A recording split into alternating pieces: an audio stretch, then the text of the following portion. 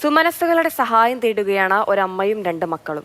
എല്ലുപൊടിയുന്ന രോഗം മൂലം മുന്നോട്ടുള്ള ജീവിതം എന്താണെന്നറിയാതെ പകച്ചു നിൽക്കുകയാണ് കോട്ടൂർ സ്വദേശിനി സൗമ്യ. രോഗിയായ ഇളയ മകനും ഈ അമ്മയുടെ തീരാനോവാണ്. 8 മാസമായി ജോലിക്കൊന്നും പോകാൻ കഴിയാതെ ശരീരമൊന്ന് അനങ്ങിയാൽ പോലും എന്തെങ്കിലും സംഭവിക്കുമോ എന്ന് ഭയന്നാണ് കല്ലറ കോട്ടൂർ സ്വദേശിയായ സൗമ്യയുടെ ജീവിതം.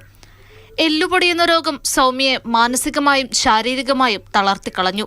10ാം ക്ലാസ്സിൽ പഠിക്കുന്ന മകൻ സായന്തും 7ാം ക്ലാസ്സിൽ പഠിക്കുന്ന ഇളയ മകൻ സായൂജുമാണ് സൗമ്യയ്ക്ക് സ്വന്തമെന്ന് പറയാനുള്ളത്. ഭർത്താവ് ഉപേക്ഷിച്ചു പോയിട്ട് 3 വർഷമാകുന്നു.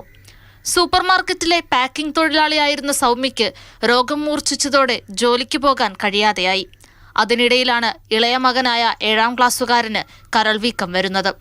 തനിക്കൊപ്പം മകൻ കൂടി രോഗത്തിന്റെ പിടിയിലായത് സൗമ്യയെ ഒന്നാകെ പിടിച്ചുലച്ചു.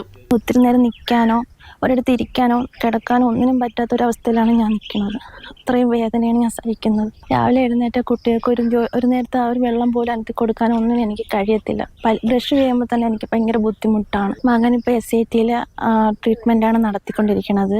എനിക്ക് മെഡിക്കൽ സൂപ്പർ സ്പെഷ്യാലിറ്റിയിലാണ് ഹോസ്പിറ്റലിലാണ് നോക്കുന്നത്.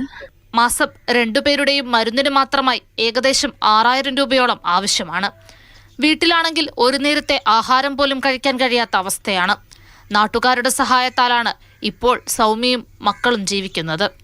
SSLC പരീക്ഷ സമയമായിരുന്നിട്ടും കുറച്ചു ദിവസമായി സായന്ത് സ്കൂളിൽ പോകാതിരുന്നതിനാൽ അന്വേഷിച്ചെത്തിയ അധ്യാപകരാണ് സൗമ്യയ്ക്കും മകനും അസുഖമുള്ള കാര്യം അറിയുന്നത്. കനിവുള്ളവർ തങ്ങളുടെ സഹായത്തിനായി എത്തുമെന്ന പ്രതീക്ഷയിലാണ് സൗമ്യയും മക്കളും. മാതൃഭൂമി ന്യൂസ്, തിരുവനന്തപുരം.